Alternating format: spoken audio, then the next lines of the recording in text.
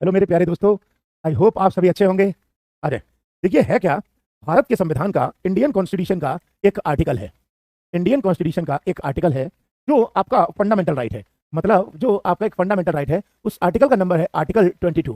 भारत के संविधान का अनुच्छेद 22, जो आम जनता का मौलिक अधिकार है। ठीक है। और ये समझिएगा, ये जो यूएपीए जो है वो मौलिक अधिकार की श्रेणी से सामान्यतः एक पार्ट से कनेक्ट होता है। अब समझते हैं कि मौलिक अधिकार क्या है। सामान्यतः यूएपीए ये कहता है, सॉरी, इंडियन कॉन्स्टिट्यूशन का फंडामेंटल राइट का पार्ट का आर्टिकल 22 ये कहता है कि किसी भी व्यक्ति को पुलिस अपनी मर्जी से गिरफ्तार नहीं कर सकती।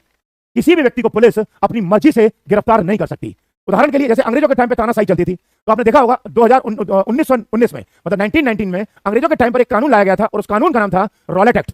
और उस रॉलेट एक्ट में यह कहा था कि अंग्रेज, रॉलेट एक्ट में कहा था कि अंग्रेज अगर किसी व्यक्ति पर डाउट हो जाएगा तो उस व्यक्ति को गिरफ्तार कर लेंगे और उस व्यक्ति को उठा के जेल में डाल देंगे और तब तक जेल में डाले रखेंगे जब तक अंग्रेजों की मर्जी करेगी। मतलब मान लो मैं अंग्रेज, मान लो, वैसे मैं अंग्रेज ऐसा काम नहीं कर रहा, लेकिन मान लो मैं अंग्रेज और मुझे लगता है कि इस व्यक्ति को मुझे गिरफ्तार करना चाहिए, तो अंग्रेज इस व्यक्ति को डाउट के आधार पर गिरफ्तार करके जेल में डाल देंगे और तब तक यह बंदा जेल में रहेगा जब तक अंग्रेजों की मर्जी कहेगी।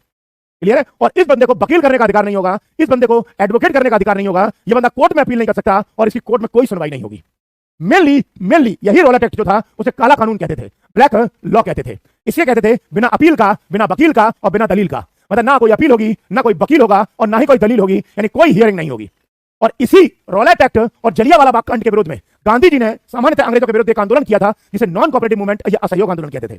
यहां तक समझ आ रहा है। अब इन्हीं चीजों को अंबेडकर साहब को पता था कि जिस प्रकार अंग्रेज शक के आधार पर गिरफ्तार कर सकते हैं, इस प्रकार आजादी के बाद भी भारत की पुलिस हो सकता है आम व्यक्ति को गिरफ्तार जानबूझकर न करते बिना किसी अपराध में। इसीलिए अनुच्छेद 22 के अंदर गिरफ्तारी से बचने का अधिकार दिया गया है। यानी कि पुलिस किसी को अपनी मर्जी से अरेस्ट नहीं कर सकती।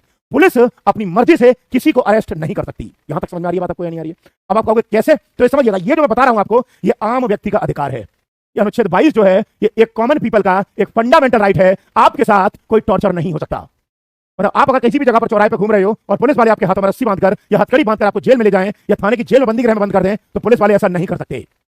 क्लियर है। इसके लिए क्या प्रावधान है, अगर कभी भी, पहले यूएपीओ को समझने से पहले भी आप ये समझ लें, कभी भी अगर पुलिस वाले आपको जबरदस्ती थाने में बैठा लें या पुलिस वाले कभी भी जबरदस्ती आपको जेल में बंद कर दें, तो ये अनुच्छेद 22 आपको संरक्षण का अधिकार देता है। अब सुनते हैं इसमें संरक्षण का अधिकार क्या है। मतलब ये जो अनुच्छेद 22 है ये गिरफ्तारी से बचने का अधिकार देता है। अब ये अनुच्छेद 22 क्या कहता है वो सुनिएगा। यहां पर जो गिरफ्तारी है वो दो प्रकार की होती है। आर्टिकल 22 के अकॉर्डिंग अरेस्टिंग जो होती है, यानी पुलिस जो अरेस्ट करेगी, वो दो प्रकार की अरेस्टिंग होती है।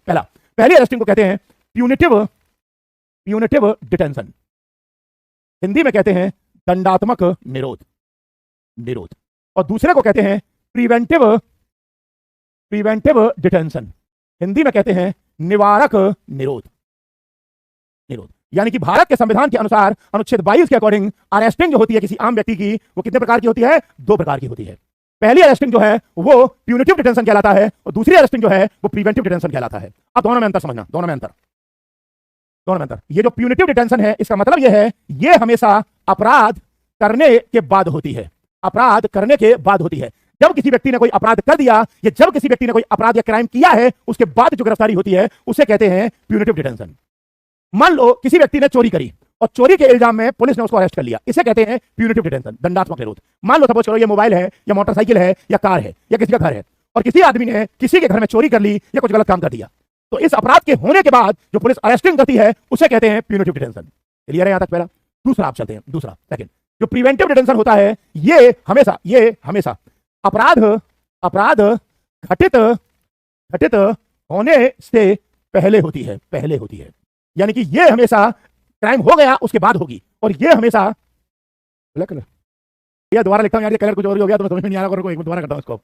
चलो यार देखो, ऐसे समझे। आर्टिकल 22 के अकॉर्डिंग जो ये आपका फंडामेंटल राइट है, मौलिक अधिकार है, इस अनुच्छेद 22 के अकॉर्डिंग पुलिस किसी भी व्यक्ति को अपनी मर्जी से गिरफ्तार नहीं कर सकती। ठीक है। अब गिरफ्तारी जो होती है वो दो प्रकार की होती है। पहला है प्यूनिटिव डिटेंशन, दूसरा है प्रिवेंटिव डिटेंशन। इसे हिंदी में बोलते हैं दंडात्मक निरोध, इसे हिंदी में बोलते हैं निवारक निरोध। ठीक है। अब सुनो, ये जो गिरफ्तारी होती है ये वाली, इसे हमेशा अपराध होने के बाद होती है, और ये जो गिरफ्तारी होती है ये हमेशा अपराध होने से पहले होती है। यानी कि अब इसमें देखो, दोनों में एग्जांपल देता हूं।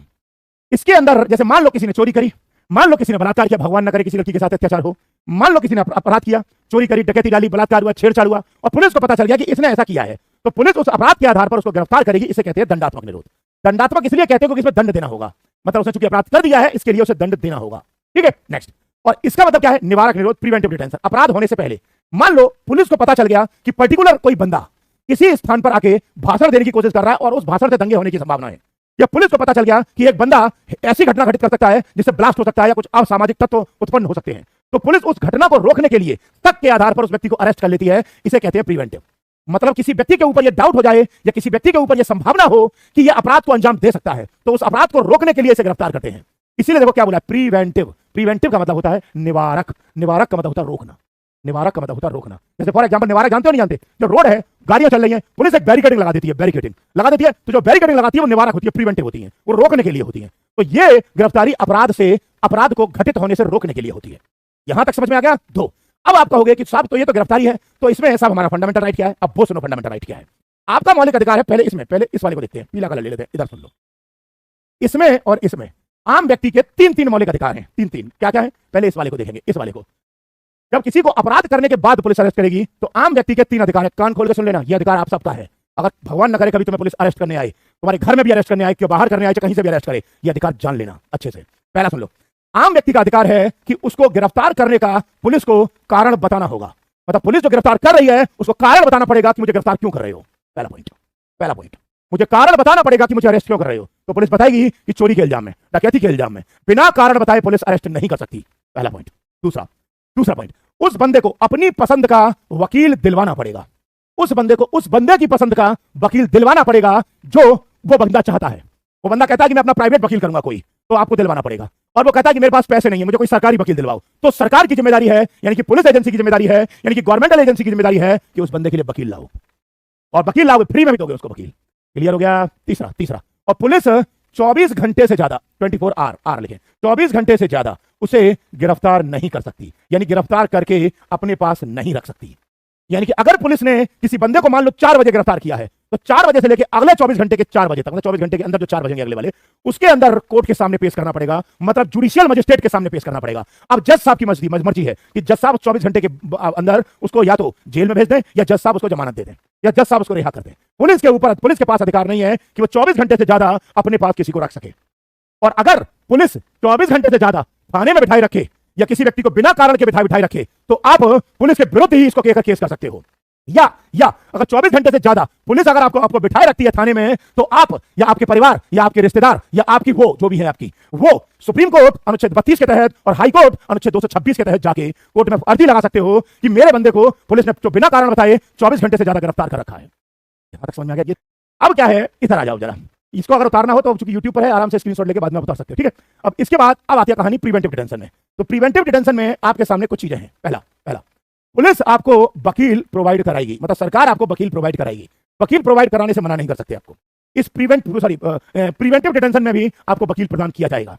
पहला पॉइंट। दूसरा पॉइंट, इसमें आपको पुलिस कारण बताएगी, फिर बोल रहा हूं, लेकिन अगर मजिस्ट्रेट ये लिख के दे दे, मतलब मजिस्ट्रेट ये लिख के दे दे कि कारण बताना जरूरी नहीं है, तो पुलिस आपको कारण नहीं बताएगी।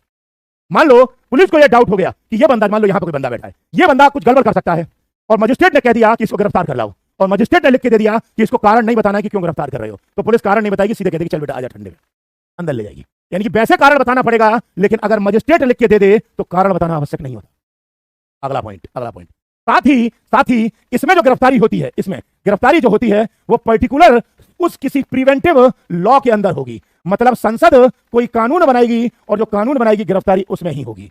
बिना कानून बनाए संसद की गिरफ्तारी नहीं हो सकती। मतलब अगर पार्लियामेंट ने कोई प्रिवेंटिव लॉ यानी निवारक निरोध नहीं बनाया तो गिरफ्तारी नहीं होगी, लेकिन अगर पार्लियामेंट ने कानून बना दिया है तो गिरफ्तारी हो सकती है।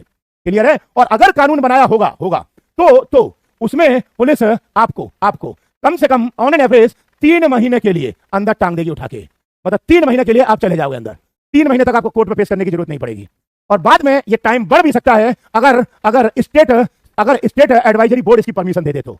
लेकिन स्टेट एडवाइजरी बोर्ड में हाईकोर्ट के जज होते हैं, ये बढ़ाएंगे परमिशन या नहीं बढ़ाएंगे ये हाईकोर्ट के जज जाने। यानी कि अगर संसद ने कोई कानून बना दिया प्रिवेंटिव लॉ, तो प्रिवेंटिव लॉ में गिरफ्तार कर सकते हैं और बिना कंडीशन के कर सकते हैं और बिना कारण बताए कर देंगे अगर मजिस्ट्रेट ने परमिशन दे दी है तो। और